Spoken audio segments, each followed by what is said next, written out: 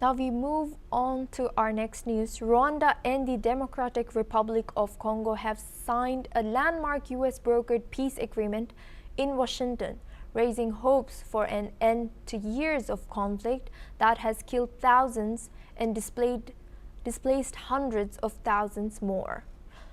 The foreign ministers of both countries signed the deal at the U.S. State Department in a ceremony attended by Secretary of State Marco Rubio and President Donald Trump.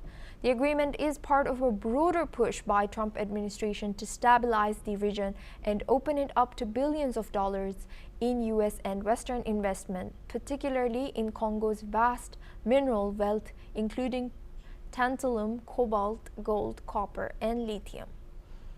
Under the terms of the deal, Rwanda has agreed to withdraw its troops from eastern Congo within 90 days, and both countries will establish a joint security coordination mechanism within 30 days. A regional economic integration framework is also set to be launched within 3 months, signaling a shift towards long-term cooperation and economic development. Rwanda has committed to ending what it describes as defensive measures inside Congolese territory, while the DRC has pledged to cut all ties with Hutu militias linked to the 1994 Rwandan genocide, specifically the Democratic Forces for the Liberation of Rwanda, or FDLR.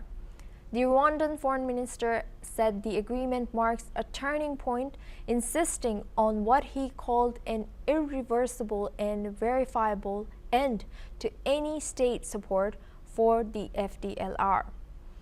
The Congolese foreign minister called the deal a beginning, not an end, stressing that it must be followed by disengagement, justice, and the return of refugees and displaced families.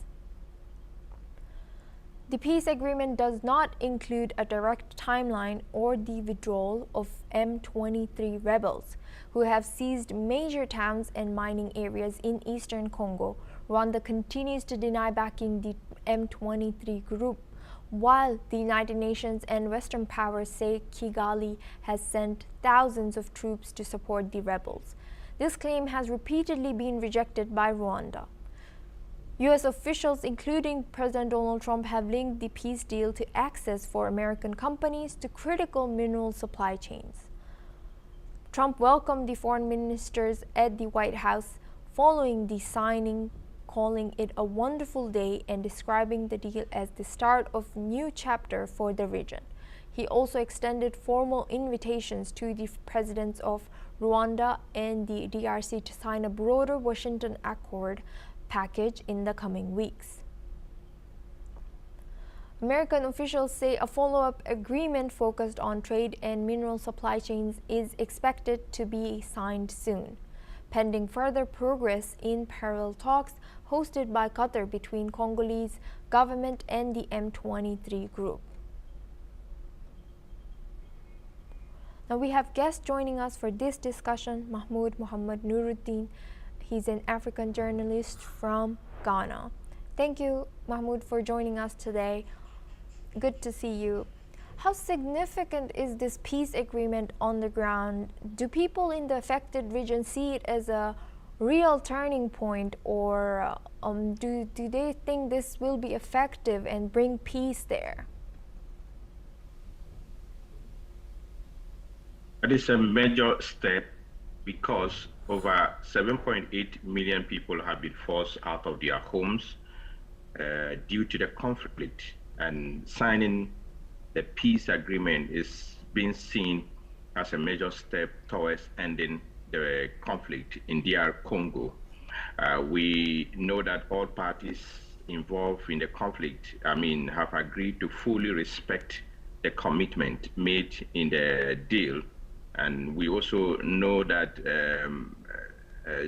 UN has promised to continue supporting peace process in cooperation with the African Union and other regional and international partners. And so people, citizens of DR Congo are excited about this deal, and they look forward to seeing more cooperation between these two countries, which should serve, which will actually create a platform for them to be able to do business like it was done in the past.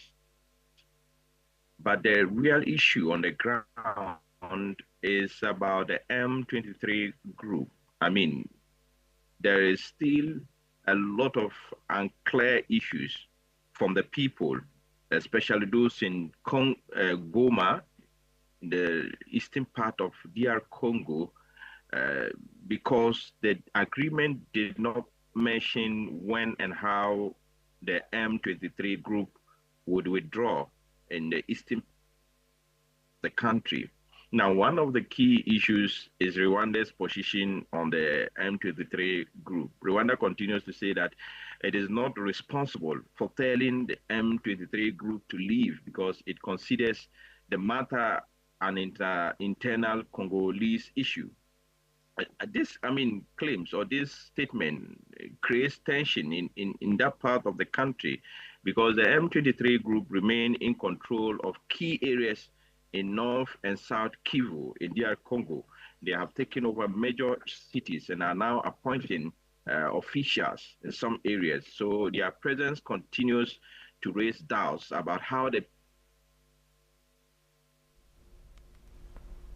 We might be facing some technical issues here. He will stay with us. Mahmoud will stay with us for our next discussion. Now we move on to our next news.